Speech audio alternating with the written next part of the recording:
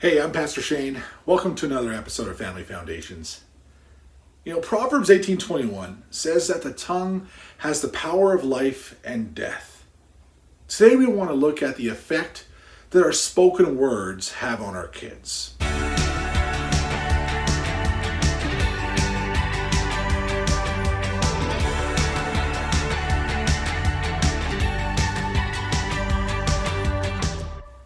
When I was 16, I was driving a friend of mine home from hockey, and I was in my dad's truck, and it was dark, it was snowy, it was late at night, and as I backed out of my friend's driveway, I accidentally backed into the front end of a shiny red Dodge truck.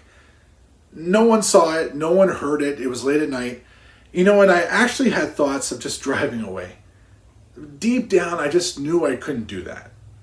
So I fearfully, I called my dad, and he met me at the scene of the accident, and just before midnight, together we knocked on the front door of the vehicle owner. We told him what happened. Now, this was not a happy man as he came on out and looked at his truck, and he paced back and forth in front of it, and then he looked at me and decided to start to tear a strip off me, verbally. And after a moment, my dad just gently interrupted him. I clearly recall the words my dad said. "We will make sure your truck gets fixed. But instead of being upset, you should be thankful that my son did the right thing. Otherwise, you would be left fixing your truck all by yourself. I'm very proud of my son for doing the right thing." See, these are words that, even 25 years later, I get choked up a bit. To hear my dad tell me that he was proud of me for doing the right thing, even today, it continues to help spur me on to be integral. It's not that I'm looking for validation from others, even though I know I can, but having encouraging or uplifting and affirming words spoken over you, it actually empowers us in many ways to continue to do what brought on the uplifting words in the first place.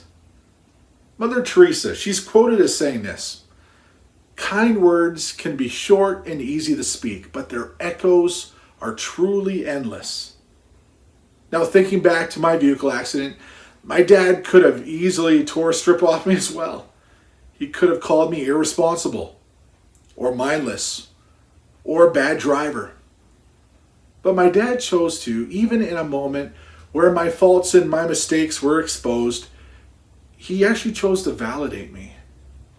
See, in a time when making the choice to do the right thing was actually very difficult and costly for me, my dad encouraged me. And it made me want to actually continue to be integral and to pursue doing the right thing.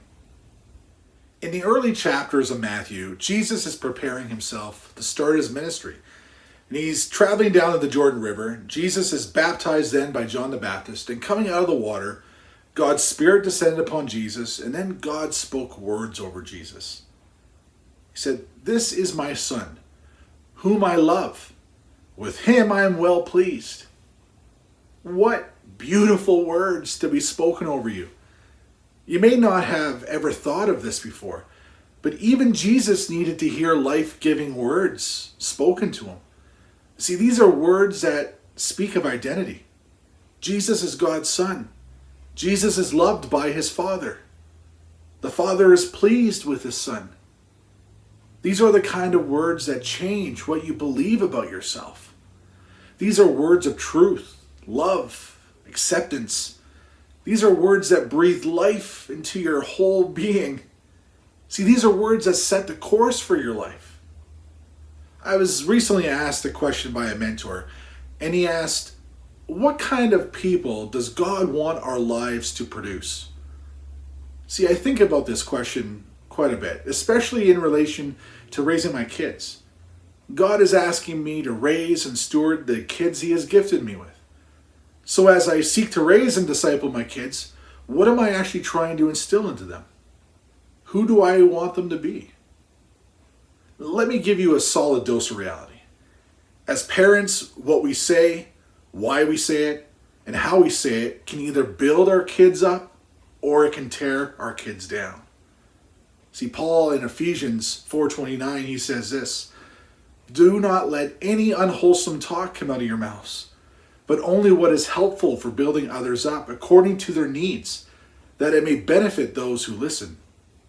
What Paul is saying is that our words to others, and in our case, our words to our kids, needs to be intended to build them up based upon their needs.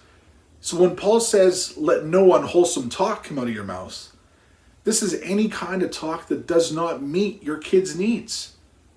So when we as parents get angry and yell at them, or when we speak unkindly to them when maybe they disobey, or when we vent to them maybe about how disappointed we are when they maybe let us down. See, these are the types of unwholesome words that Paul most likely is referring to. When our words towards our kids are not wholesome, it will translate into a child who will struggle with being whole. They could then struggle with feelings of insecurity or feelings of failure. Maybe they don't value themselves or think that they have very low worth. Again, I believe it's important for us to remember that we are all being formed by something. And our words to our kids can be formative, either good formative or bad formative.